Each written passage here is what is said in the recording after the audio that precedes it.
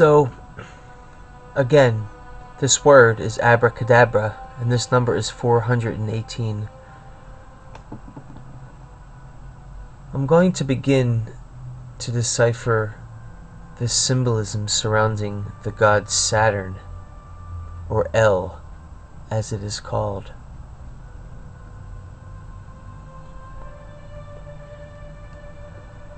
This music is by Gustav Holst.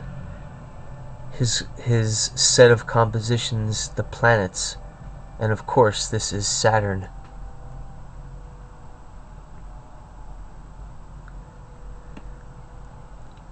So this word El, Aleph Lamed in the Hebrew, is a very common name. It's a suffix for almost all of the angels. Gabriel, Michael, Ariel, Raphael,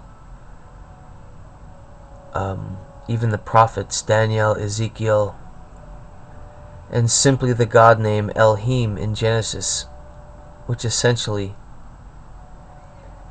is the masculinization of a feminine noun, El-Hua, into Elohim, the plural form of that masculinization of a feminine word. Nonetheless, the word can be seen today in many Arabic names, as it usually falls as a surname or a middle name, like Muhammad El. I won't pretend to know Arabic. We get the drift.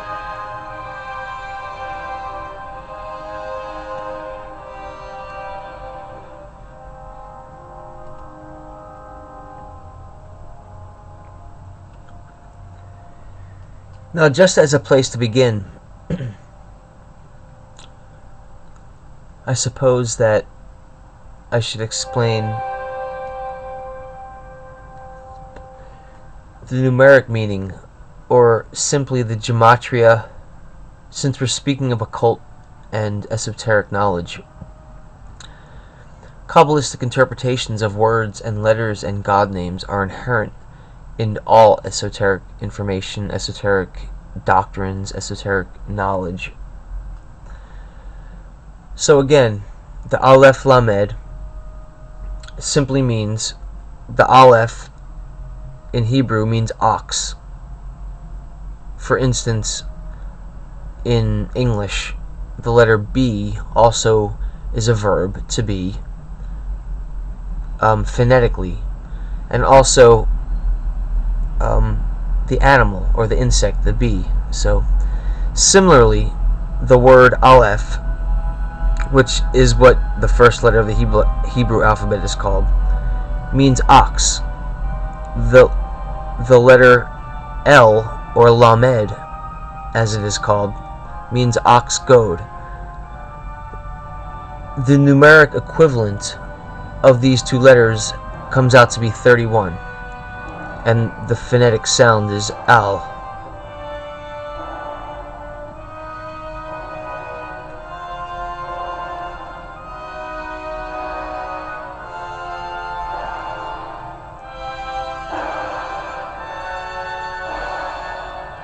This, what we have here, is a likeness of the Hebrew pharaoh. It could be any pharaoh. This happens to be Ramses II, I believe, surrounded by the gods Set and Horus. Now, Set is the principle for darkness, and Horus is the principle for light. The mythology goes that Set, who is the dog head, or the goat head, or Mendes as he is called, is the principle of darkness or nighttime. However, Horus, as the son of Isis and Osiris, and also the nephew of Set, who murdered the father of Horus, Osiris. So Horus is the avenging son of his father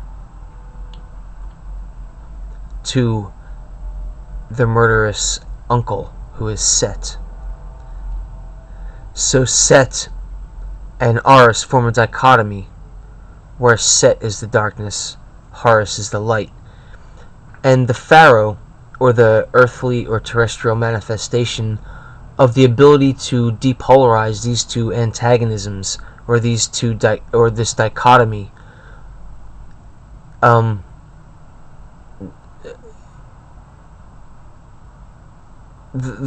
nonetheless, the representation of the aspect of the ability to depolarize these two opposites was the Pharaoh. So I'm just bringing out these symbols of Horus and Set. Set is where we get the word Satan. Horus, there's a lot of stories about where we get English derivatives. For instance, the word hours, or horizon, or Horus risen, and these are very old terminologies. This is just another angle of the same statuary. Again, Set, Ramses, and over here we would see Horus. Now, I'm just going through some of the symbols before I get into the more obscure references and metaphors of this very elusive and enigmatic god, El, or Saturn. He goes by many names. I'm going to try to demystify these names. So this is essentially Saturn. However, this is the Greek version of that god, which is known as Kronos. Now, Kronos was the timekeeper. In the modern day, where in the Anglo-Saxon world, the secular world in America, we know him as Father Time. Hence, he has the timepiece, or the hourglass, and the sickle. So again, these are very obscure references and symbols. I'm not going to get into the more esoteric nature of these symbols. I just want to bring to the forefront that these symbols are present. So this is Kronos with the hourglass and the sickle. Now, Kronos, I should add, is from the first generation of Greek gods, the Titans, not to be confused with the Olympians, where Zeus had taken over, where his father, Zeus, is the son of Kronos, similarly as Horus was the son of Osiris. So we're going to get into these mysteries, but keep these in mind, these symbols. Again, this is Saturn, not Kronos. It's the same god, but this is from the Roman pantheon instead of the Greek pantheon. And this is just a statue of Saturn. And this is just the remnants of the temple of Saturn from Rome, from ancient Rome.